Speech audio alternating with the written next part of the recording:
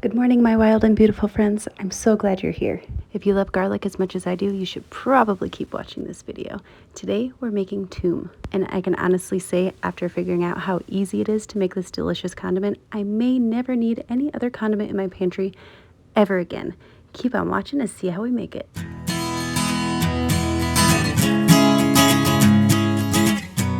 Alrighty guys, first things first, you're gonna need a whole lot of garlic. I've got about 4 cups of peeled garlic here, and I wanted to share with you, you can't really tell in these because they're actually pretty fresh, but that little sprout that can come up through the middle, a lot of the time when you have garlic sitting in your fridge and you use it, it's a green little sprout. That is called a germ, and if you remove that from your garlic, it reduces the bite and the sharpness of the raw garlic. So if you want it to be a little bit more mild, you can do that. These don't really seem to have too much of a sprout going on, so I'm just going to remove a few and call it good. Once our garlic is peeled and those germs are removed, if you prefer, I'm just going to dump them into a large food processor here. You can definitely do less of a batch. I will leave, of course, all the ratios down below in the description box, but use at least a cup because you just want to be able to have it blend well in the food processor and catch that blade.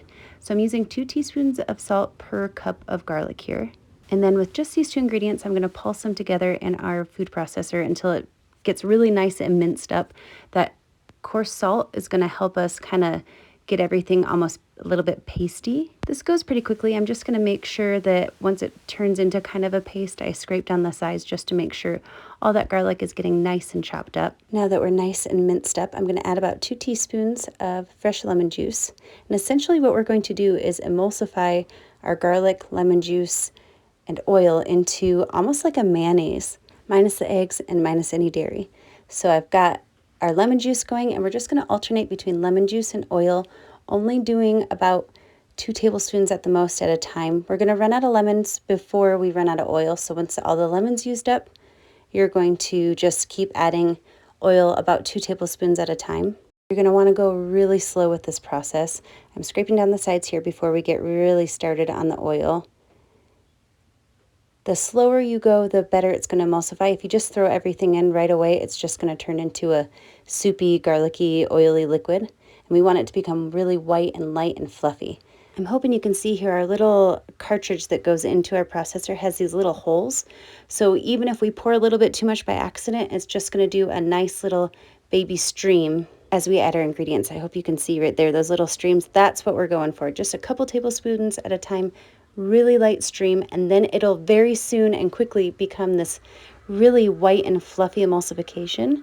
So we're getting there. We still got quite a bit more oil to add, but this is how we know it's working. I'm just going to scrape down the sides a little bit and then just keep on adding our lemon juice and our oil until everything's nice and blended up. This whole process probably takes about 10 minutes. Once you've got all your ingredients added, I like to blend it for another 2 minutes or so just to make sure everything's really light and fluffy and creamy. Look how beautiful this is, guys. Like, seriously, you don't need any other condiment ever, I'm pretty sure. It's so delicious. This batch is looking so amazing. It smells like pure garlic in my kitchen. Some of you, maybe not your jam. For me, definitely my jam. I'm so excited to be able to have this all the time. So there's just one more step before we can enjoy our toum. You can, of course, eat it right now. There is a little bit more of a sharpness to it the day of, so keeping it in the fridge overnight will mellow things out a bit. Also, you want to kind of get rid of a little bit of the excess moisture that might happen, and the way that we're going to do that is we're just adding our toum to a couple little containers here. I'm going to spread it out so it's nice and flat. And then before we put our lid on, I'm just going to add 2 little sheets of paper towel here and just going to press them against our toum, put our lid on, and what that's going to do overnight is absorb any extra or excess liquid, and it's going to just make everything so much more smooth and creamy.